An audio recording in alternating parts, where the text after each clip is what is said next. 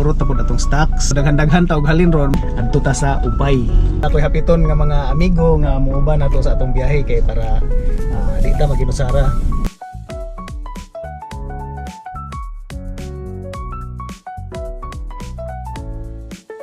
Dara ang Pure Gold Ubay.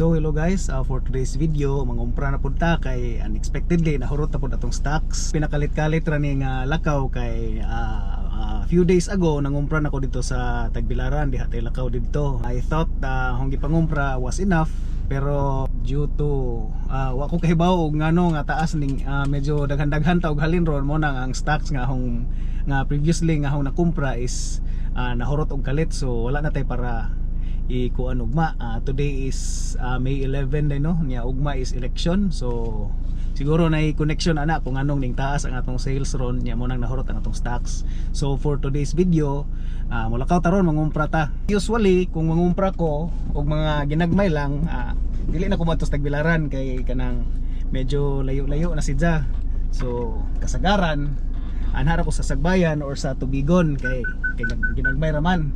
Kung mangumpra ko magkuan ra gyud ko, magmotor ako, pero yung nakita ron nagsakyanan ko tungod na kay dili ta sa Sagbayan or sa Tubigon mangumpra karon adto ta sa Upay. Ug kung mangutana mo nganong sa Ubay ko, that is because recently nag-open ang Pure Gold sa Ubay and I've never been there. Nya mo tanaw lang ta og kuan. Nya ato na lang po ta dito mangumpra kay para maka bisita po ta sa Pure Gold Ubay. If I'm not mistaken, murag mo na first nga kuan Pure Gold diri sa Bohol. Adto ta dito ron, yan nala ko'y hapiton nga mga amigo nga muuban nato sa atong biyahe kay para di ta maginusara.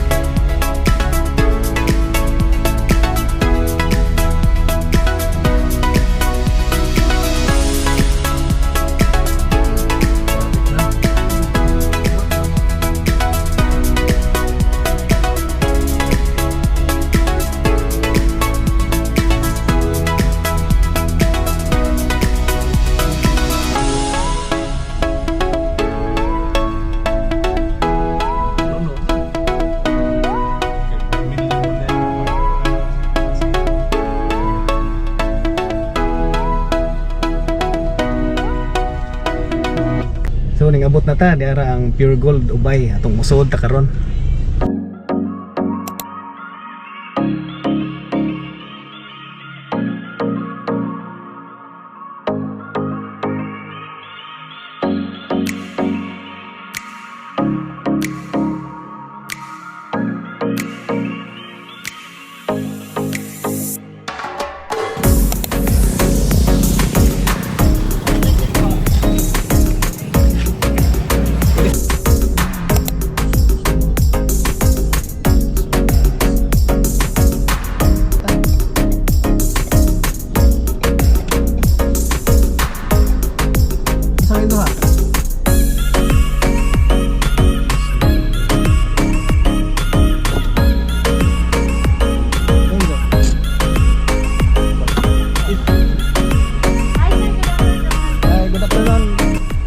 Tulo lang ka crispy chicken sandwich. Sige, apili na lang og price. Isa ka kuan spaghetti. Gad ko kanang duha ka burger McDo nga burger McDo alone lang og kanang duha pod ka crispy chicken sandwich nga white drinks ni hapon. 690. Sige. Thank you. Thank you.